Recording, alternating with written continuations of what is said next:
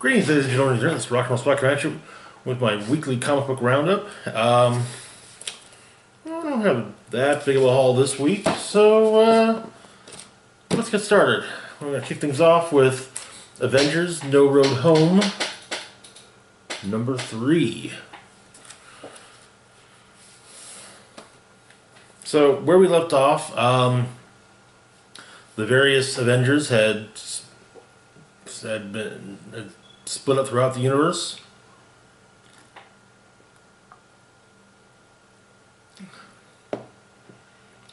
After attempting to take on Nyx, the Queen of Night. Or Goddess of Night, I should say. So, and in fact, things look really bad for Clint Barton, who is in a hospital room alone with the Hulk. So this issue opens with Rocket being operated on. Apparently, in a manner similar to when he was modified into more than just a raccoon. But he gets loose, gets a hold of the surgical laser and uses it on the various medical robots. And then as he runs in the hall, his original green costume appears on him. And keeps on running. And he comes upon the Hulk, holding Hawkeye by the throat. Hulk asks if Rocket's there to watch, and Rocket, now in his normal clothing, or now in the normal outfit he wears, tells Hulk to put Hawkeye down, and he's asking nice. And so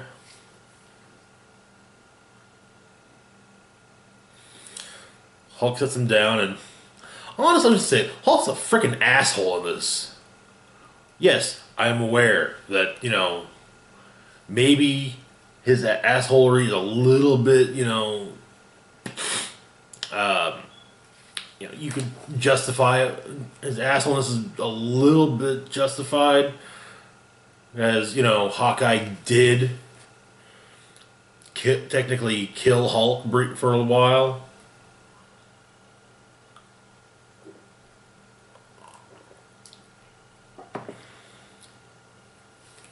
So yeah, I'm going to get rid of him. There's a little bit of justification here. But damn. I mean,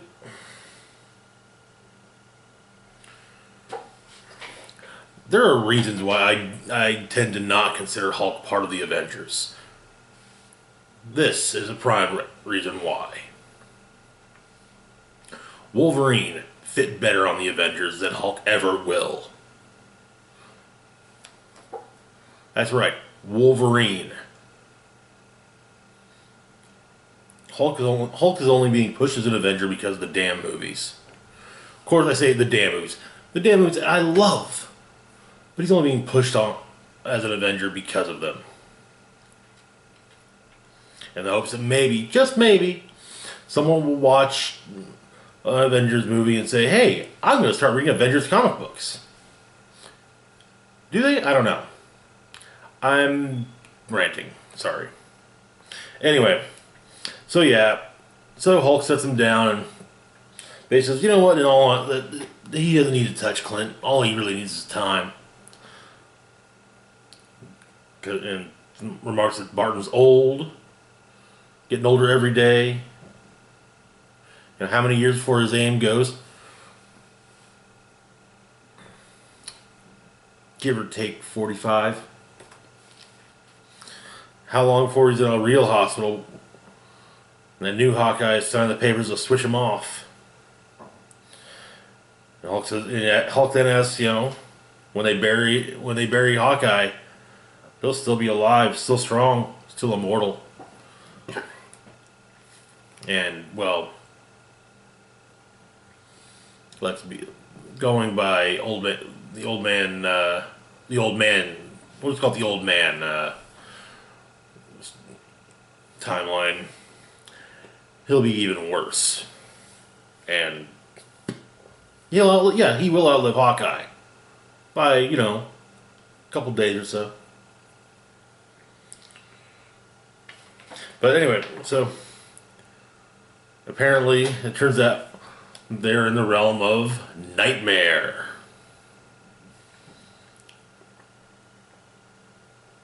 Who I figured would factor into this. Anyway, so we cut to the rest of the group. Hercules,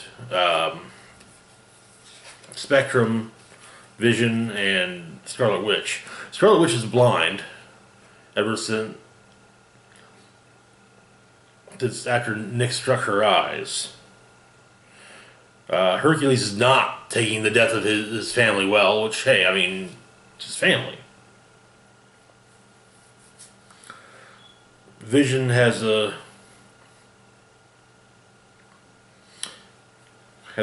systems deterioration. He just had to, which includes a minor variance. He just needs to reroute some neural pathways to compensate.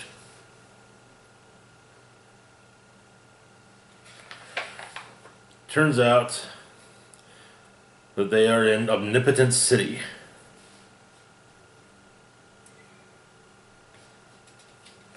What is Omnipotent City, you ask?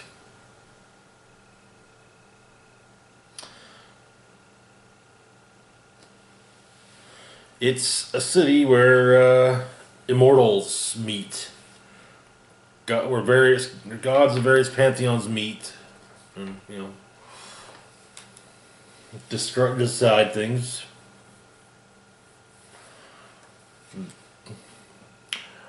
Vision, Scarlet Witch, and Spectrum are the first mortals to ever see it. Anyway, so we cut back to Nightmare and Rocket, Hawkeye, and Hulk.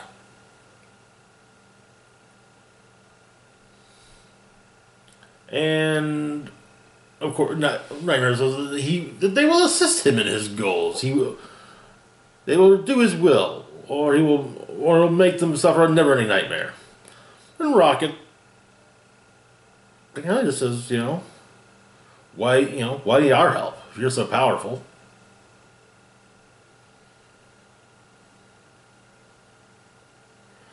And Nightmare explains that he was given a power crystal by Zeus long ago, the night that may yet be. He wanted it hidden where no one would ever look. And so, Nightmare kept it hidden. No one ever thought to, come forward again, so one of the Greek gods did come looking for it. Hypnos, the son of Nyx, and his army, his legions of the sleeping.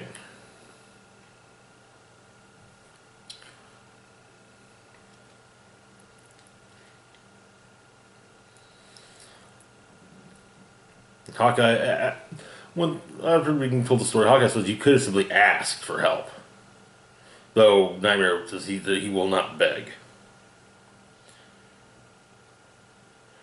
Of course, Hawkeye says that we can't let Hypnos get his hands on the thingy. And it will help, but both Rocket and Hulk are just like, no.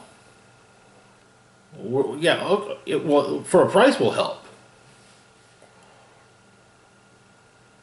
And once again, back to Hulk's assholery. He mentions his run-in with the Avengers and that, Hawkeye wasn't there because they don't want him. Tells him to shut up because the adults are talking.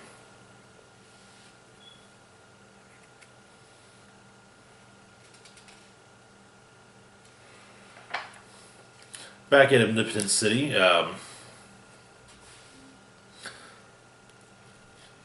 they walk into the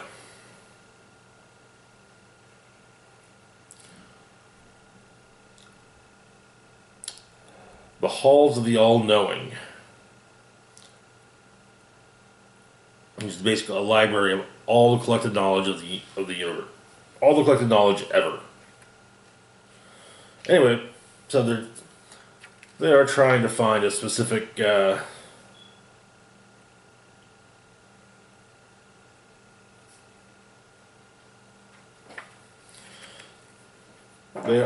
they are of course looking for a specific thing. Power that, let's see. The power that might yet be, I believe it's called. And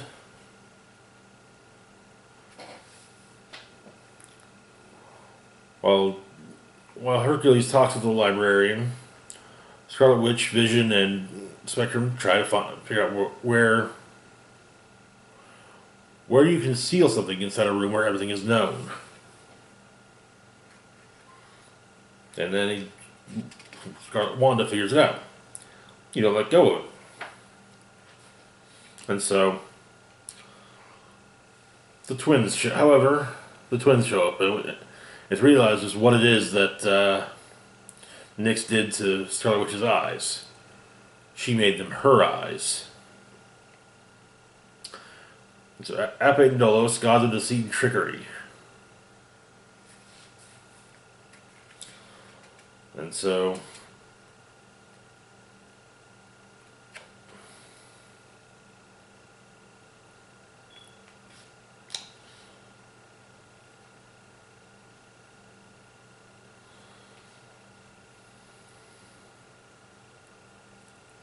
I guess so Pate throws a pair of daggers, and which end up in the bedded in the back of Hercules, who now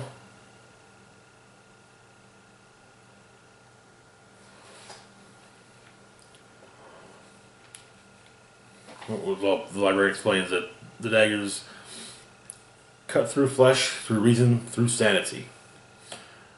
And once they've ended up in the back of Hercules, he says that finally he can think clearly. The Avengers failed to save Olympus. They bear the responsibility. So the last time Olympus must balance the scales by killing them all. And that is where the issue ends.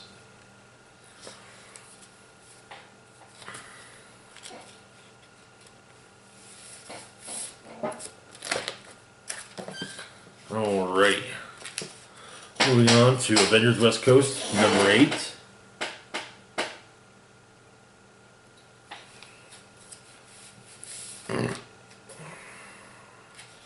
So where we left off, our West Coast Avengers had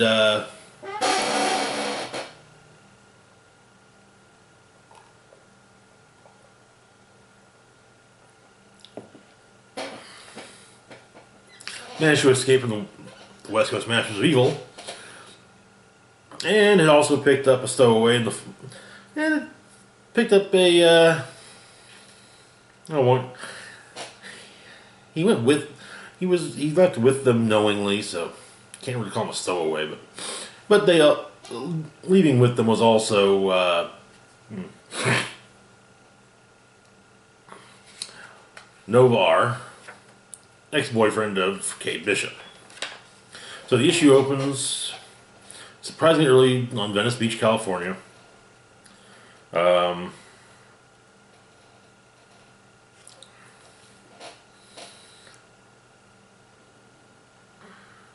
And Gwenpool is taking her Jeff, her land shark, for a walk. Meanwhile, America Chavez and her girlfriend, Ramon Watts, watch, and Ramon comments that Jeff is so going to bite someone.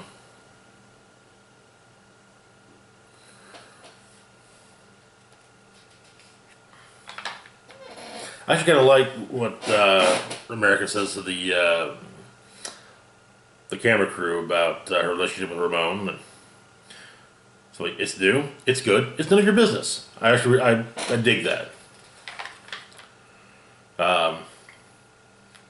West Coast Avengers headquarters it's now a construction site, and Novar is trying to explain how the cult of how a cult is actually, but is really a bunch of Skrulls because shape shifting, duh.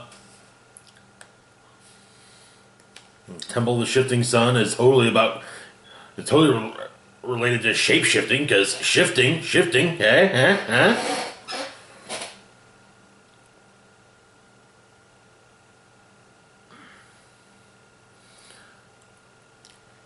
But then mentions that, people were disappearing. So Clint Barton, Hawkeye, explains, obviously this takes place before or after the events of No Way Home. Or of No Road Home. Yeah, I had it right the first time. Actually isn't, I will admit, for a weekly story, this is not feeling as padded as the last two were. So anyway, now with the mention of people being abducted, now both the Hawkeyes are interested. Like, okay, all right, hey, with Clinton mentioning kind of, hey, maybe you should have, led with the whole people are disappearing part.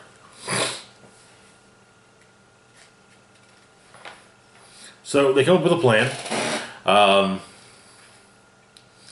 Hawkeye is going to volunteer, is going to join the temple as a celebrity because celebrity cults in LA, the cults in LA love them as some celebrity members. Meanwhile, Novar, Kate, America, and Fuse are all going to go in and join, while Quentin Quire and Gwenpool go into Madame Mass operation to see what they can find, and they're also the backups should things go wrong. Quire does not take the news of being on the B team happily until Gwen informs him that she made him a team leader. Then they give Clint an image inducer because, well, maybe Clint Barton isn't that big enough of a celebrity for a celebrity cult to, fawn over him. And so he goes disguised as Wonder Man, Simon Williams, also a well-known actor and Avenger.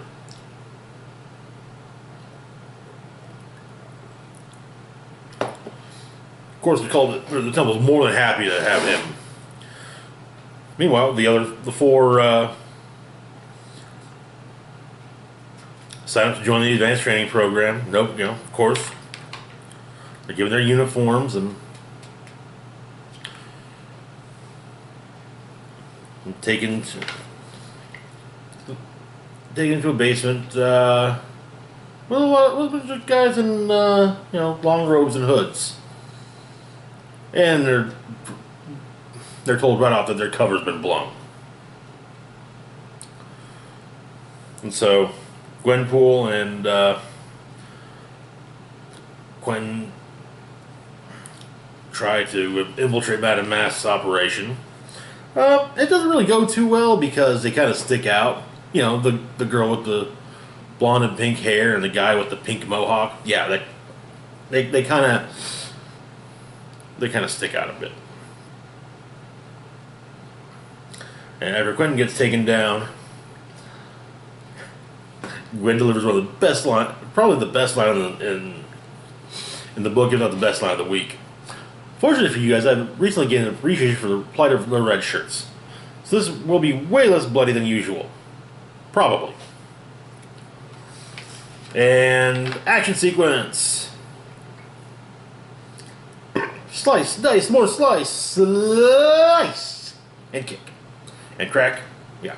She takes down the red shirts. And also explains to Quentin that, hey, getting a heads up from,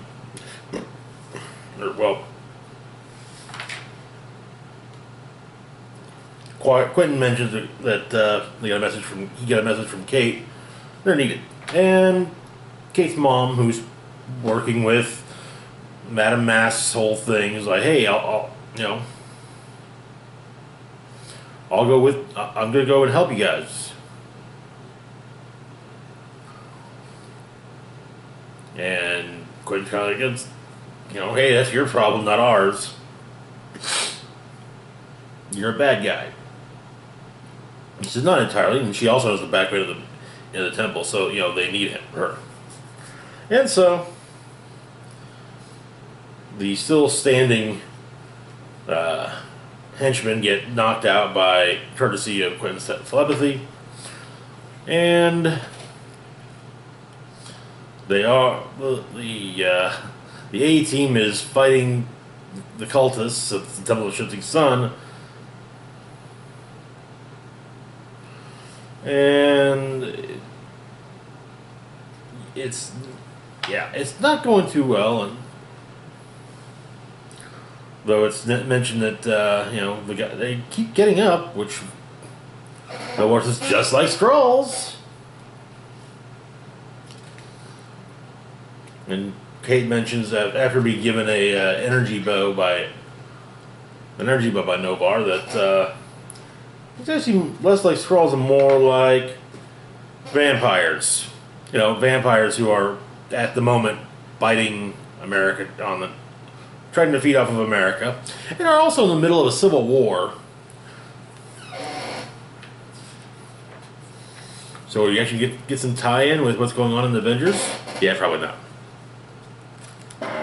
Or it'll be kind of like, yeah, hey, we got a thing going on too.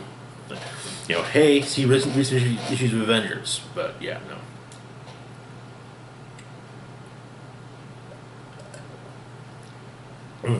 Alright. Moving on to Captain America number 8. I love these Alex Ross covers. I'm so happy that Alex Ross is doing the covers of the current Captain America series. So, we start off at a black site, undisclosed location.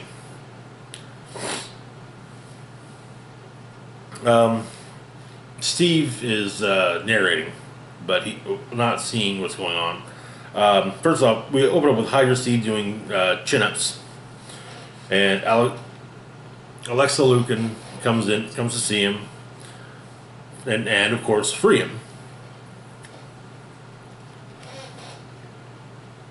Meanwhile, as mentioned last issue, Steve was locked away in the Myrmidon, a prison run by Wolfgang von Strucker, formerly the head of Hydra. He basically, during Secret Empire, when things weren't going his way, he made a deal, and yeah. So he's getting special. He's no longer a monster as per the government.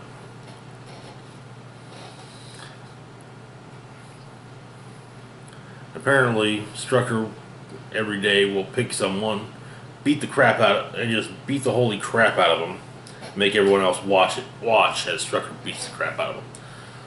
The day we're going by, it's the Wrecker's turn. The Wrecker from the Wrecking Crew, whose battle cry is, I took down Thor once.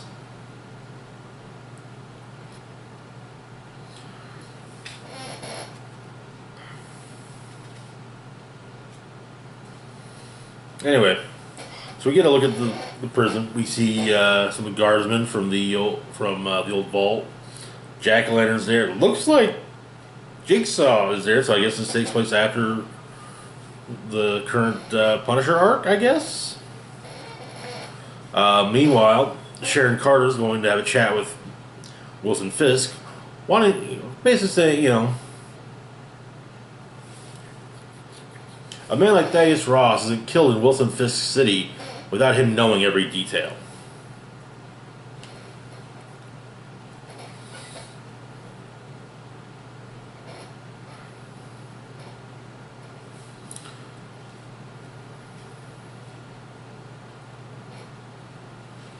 Anyway, back to Steve's narration.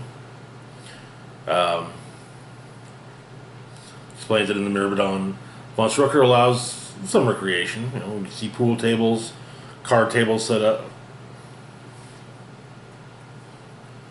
But he said he had one strategy for surviving: mind his own business. It was a dumb strategy. And Bulldozer goes to Steve and asks, "Hey, you want to play a game of pool?" And to be fair, I think that Bulldozer's being legit. You know, it's like, "Hey, man, let's play a game of pool. That's all." No, you know, but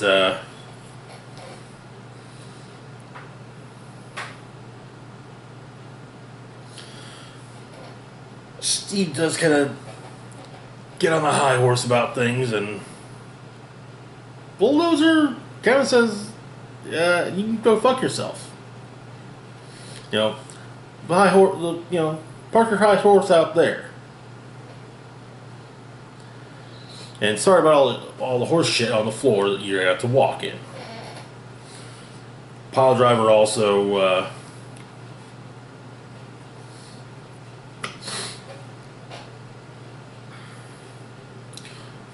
joins in. Meanwhile, we've got Hydra Cap and Alexa on a plane headed to who knows where. Alexa tells not Cap she's got to go freshen up, and so as she's going back into the plane, she says, you know, she gives a signal to Celine, and Celine,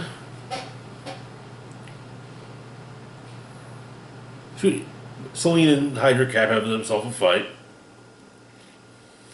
but in the end,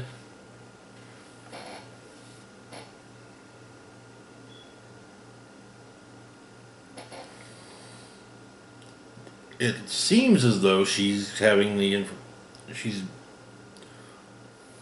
managing to suck the life out of him, but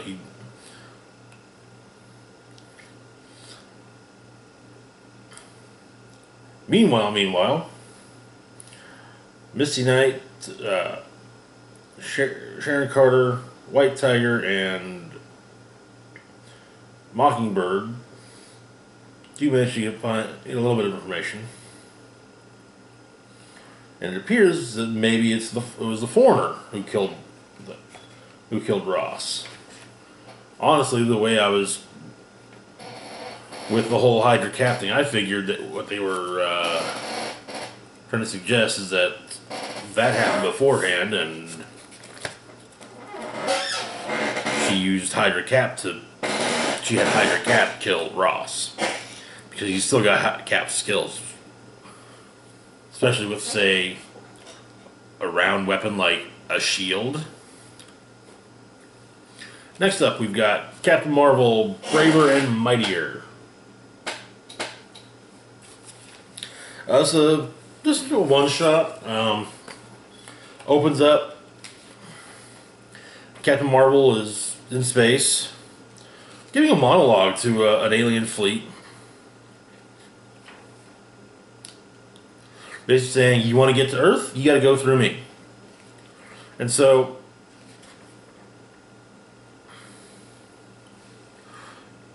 there's the Carol Danvers Day at a local school, local to her, and a couple of kids are trying to figure out what's the one question they're going to ask Carol Danvers. And they find out that, oh, she's late because she's fighting a bunch of aliens. And she's kind of mad because she had plans for the day, going to Carol Danvers Day, and, you know, she's kind of running late.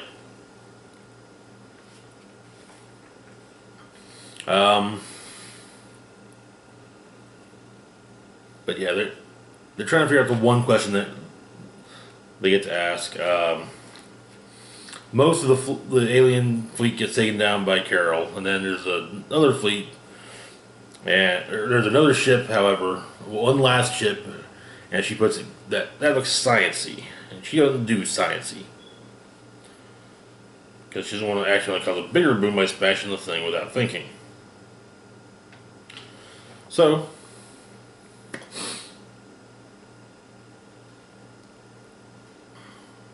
she basically has some of the Alpha Flight people take a look at it.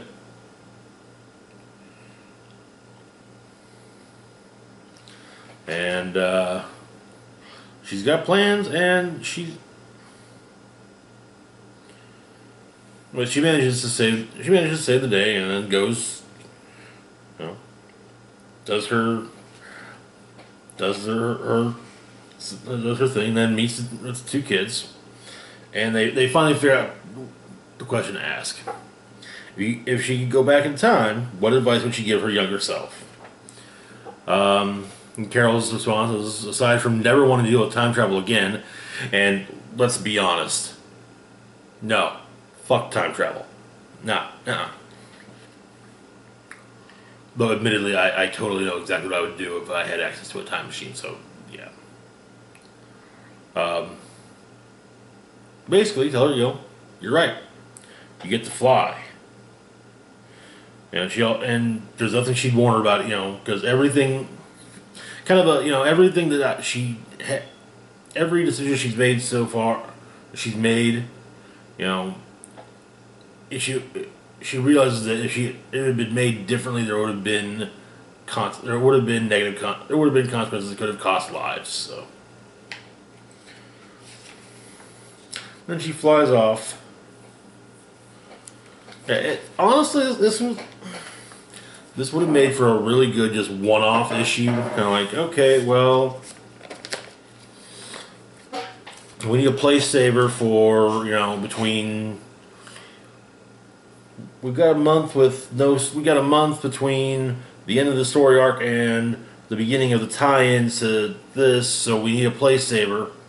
That is what that should have been. Anyway, moving on to X-Force number 3.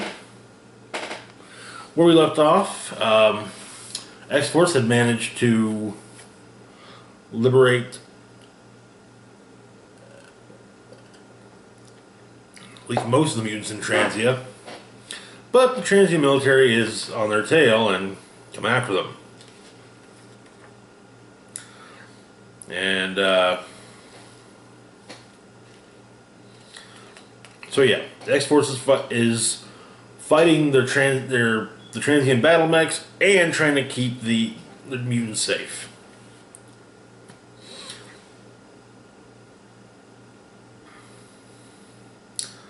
An older man who's mutant tries to help, but gets killed by one of the mechs in the process.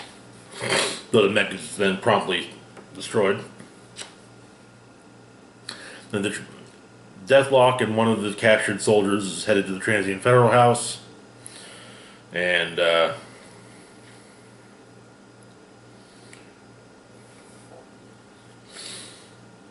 they explain, "Oh yeah, yes, we're supposed to be on the battlefield, but our squadron ran into the American mutants who killed our president. Those bastards slaughtered everyone. We're lucky to make it out alive." And Deathlock tries to play off the whole, "Oh shit, I just must drop my ID. I swear, I thought I had it." But yeah, the transient soldiers with him is just like, no. Don't listen to him. He's working with the mutants. He's that cyborg we had, and yeah. So they shoot him up, and dude runs away. And the new president is not too pleased with how things are going in the battle against X-Force.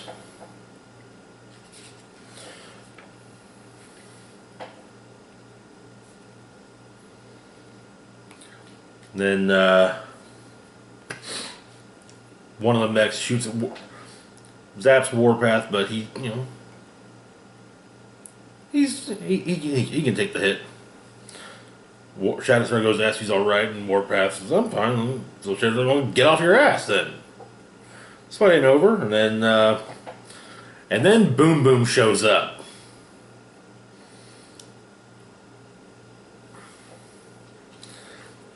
She explains how that, one, she borrowed Domino's van. Two, she may have hit a building or two on the way over. And it was kind of easy to find the mutant terrorists, the mutant terrorists that assassinated the transient president. So. So after the fight's over, Cannonball and Kid Cable have this little chat. Well, I still love the fact everyone is calling him some variation on, Kid Cable, Young Cable. Boom Boom calls him Baby Cable. He even does the whole grown for talking bit with him. In the Transient Science and Research Department,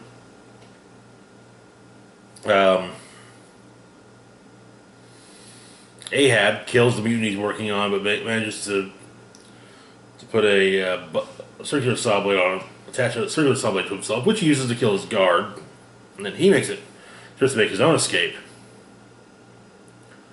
Then Deathlock explains that he knows a few things about making someone talk, as he pops out his own version of Wolverine's new hot claws.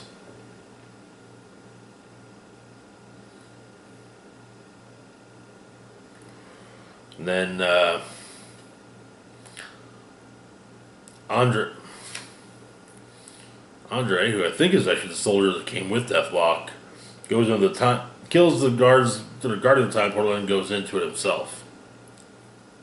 But Cannonball goes over his past and explains that Cable became the father he needed, and so no more secrets, everything on the table.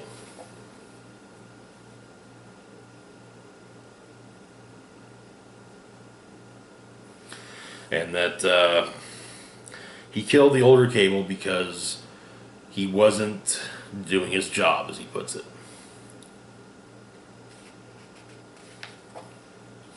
But, anyways, Deathlock gets a hold of Cable, so he's found the mutant prison. And, Andre is the mutant that is the soldier that Deathlock entered with. So basically,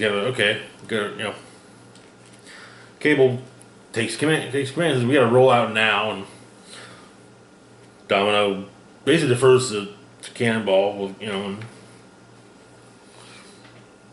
we followed him this far. Turns out that in the lab that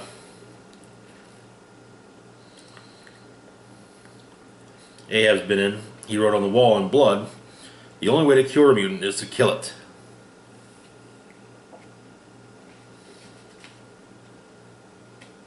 Anyway, Deathlock's freeing the various imprisoned mutants, and then he's attacked by Deathlock, who's basically, or by Ahab, who's like, well, let's see what kind of technological wonders are buried in your head.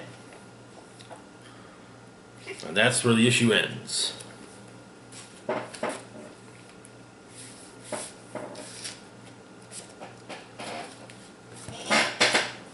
And then we got Age of X-Men Extremis.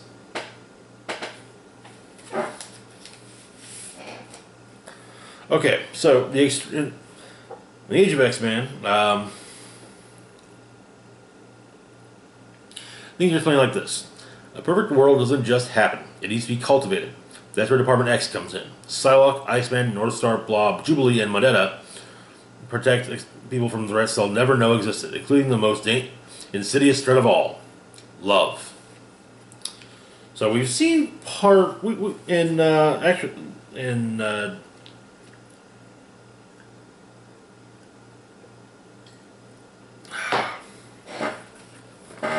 what was the name?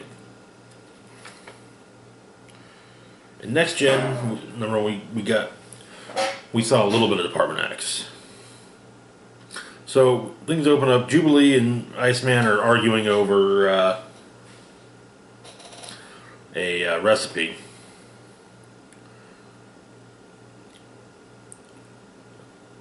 North Star is kind of sitting there like, whatever. Blob then pops up and says, hey, we got we got a job. So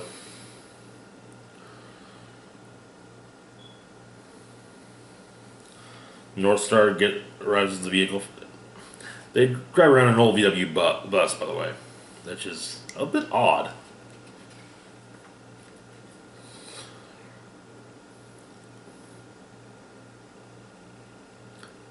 And Blob kind of says, hey, let's all try and get along. After all, come on. We all learn how things go. A good team is one where everyone works for everyone, not apart and not up, or a part and not apart. So they go after Luke and Nezumi. Apparently, they've dealt with Luke and Nezumi before.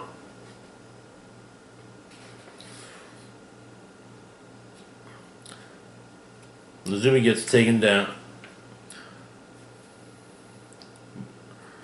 Psylocke and Nezumi duke it out, and then Blob joins in. Meanwhile, then Luke uses this. Luke is mentioned. Oh, and her.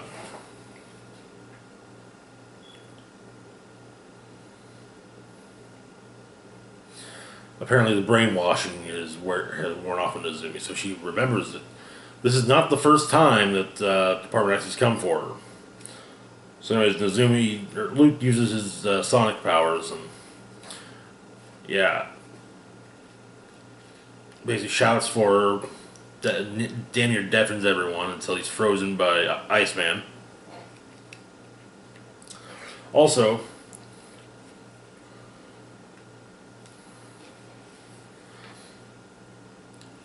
but yeah, Moneta checks to make sure, basically checks to see if, using her telepathy, checks to make sure if Luke is guilty. And yeah. Yep, she's guilty. Or he's guilty, and then, we're trying to figure out how to get the frozen Luke out.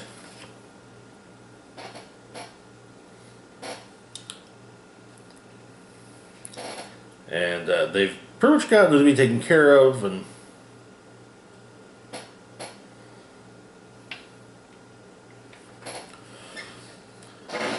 North Star throughout the entire thing is reading his book. Then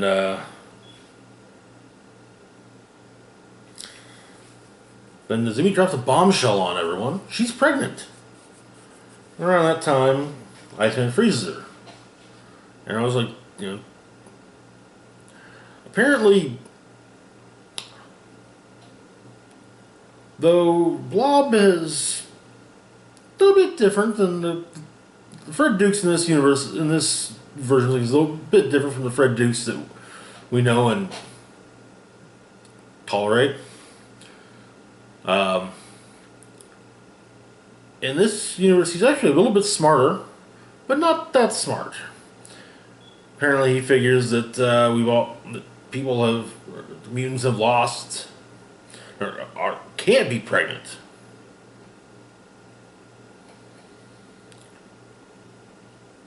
Then it's explained that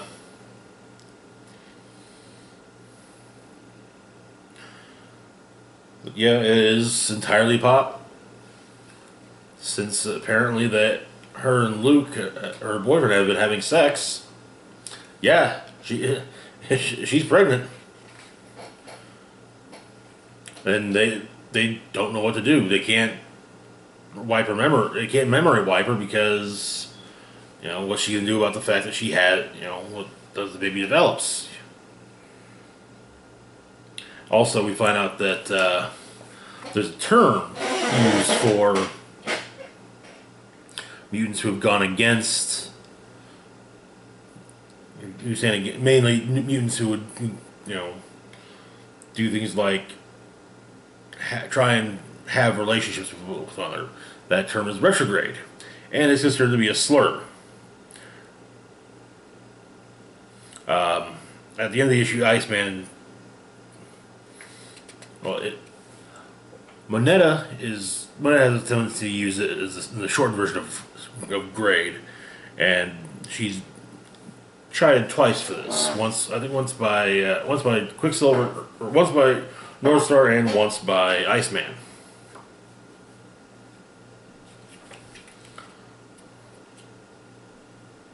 Yeah.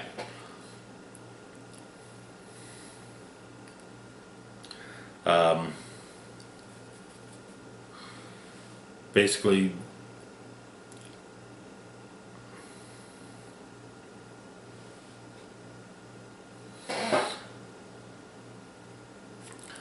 so yeah, they don't know how to deal with a child or a pregnancy, so they have to figure something out.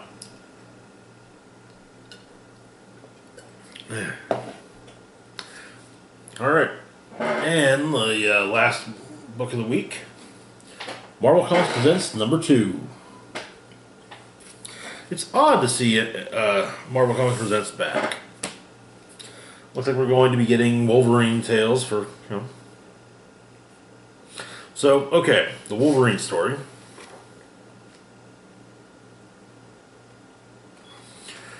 Where we left off, in France, in 1944, Wolverine was present when a woman fought an entity known as the Truth and died doing so, and then passed. Basically, made it so that her, now her 5-year-old daughter was now the person who would have to fight the Truth. So, woke up in Kansas, 1954. Logan likes being in America.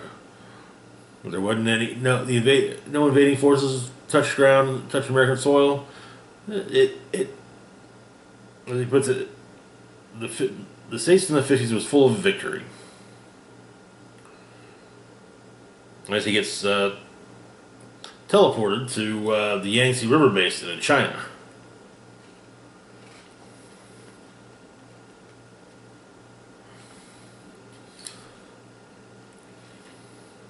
And so him and Sylvie, talk about what happened, and she explains that it's about to happen again. So Logan explains that he'll do what he can to, protect her.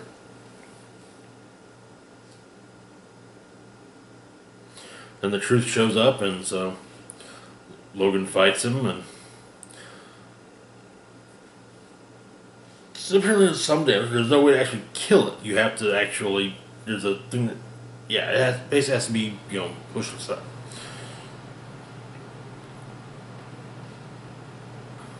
It has to be basically, pushed back to sent back where it came from.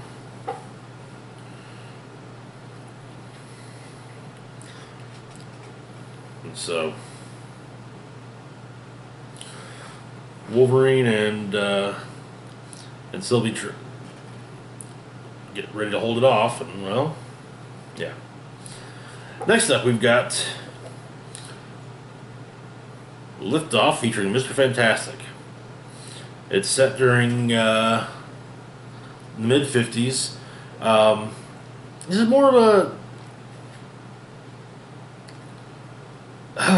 this is one of those, it gets into weird territory because of the sliding timeline of Marvel Comics. Anyway, so Reed Richards is working on the Explorer rocket. Ben Grimm comes to see him. They talk a bit. Apparently, Reed just broke up with Sue Storm.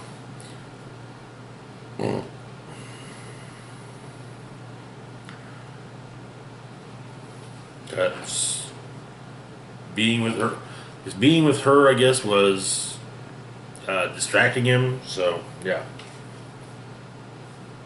Anyway, so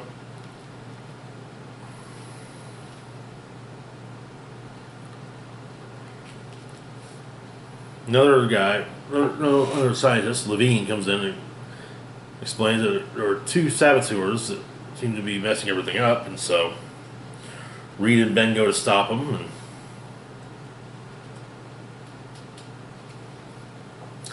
they manage to pull it off. They manage to, both were taken down, but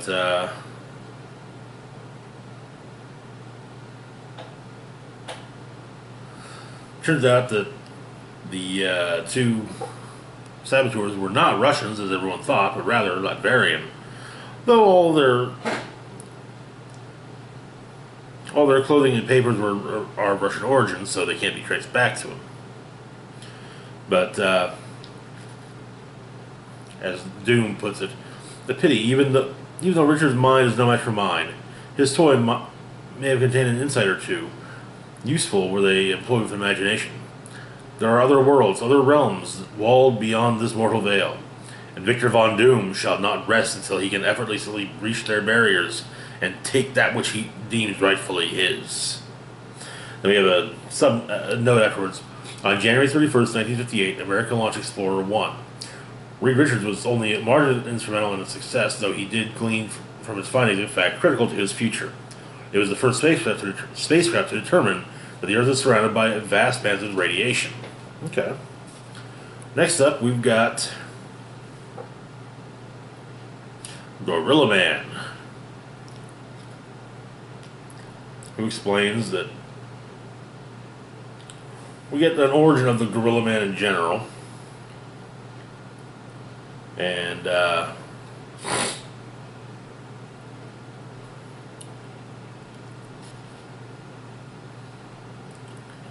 he's I'm on top of a building, firing a machine gun into the air.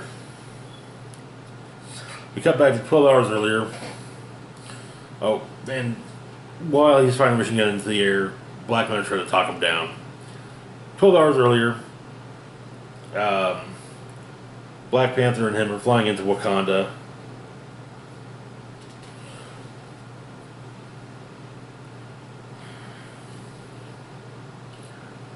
And basically,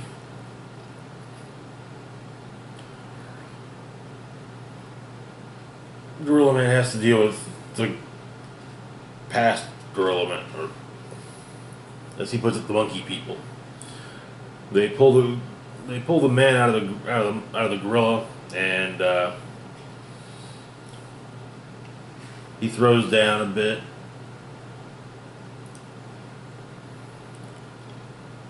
It seems to be he regained, basically deemed himself. Best way to describe it is he fights he has to deal with a fight on another plane that deems him worthy of being Gorilla Man still.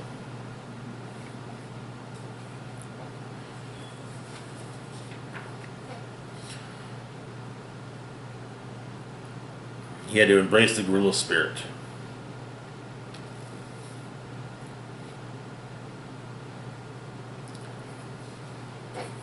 which is what he does. And that is this week's haul of comics. Not a bad haul. Like I said, No Road Home is actually coming off as being a lot less padded so far than No Surrender. West Coast Avengers is still good. Cap's still good. Captain Marvel one shot could have easily been an issue of the series. X-Force, it's finding its it's finding its path, basically. Stremus, that's interesting. Anyway, so tomorrow we should be moving on with the tomorrow we should be moving on with the unboxing, the Magic unboxings. Also, possibly might be doing a movie review this weekend. We'll look into things, but I might be doing a review of Greta. So yeah, there will not be at least not a normal building the team this week. As this upcoming week's clicks is Hero Clicks game will be for WizKids Open practice, and I'd rather not give away what I'm gonna run in case the player happens to see that and say, "Oh, hey, I can build a team around that. No problem." So anyway, and yeah, I know, and yeah, I do it every other week where people I normally know see it and watch it, and yeah, but whatever. Anyway,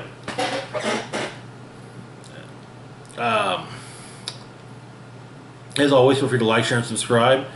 Hit the bell icon to be notified when I put up new content. The links to my Facebook, Twitter, and Patreon are in the description box down below. This is Rock and Roll Spock signing off, saying, live long and rock hard.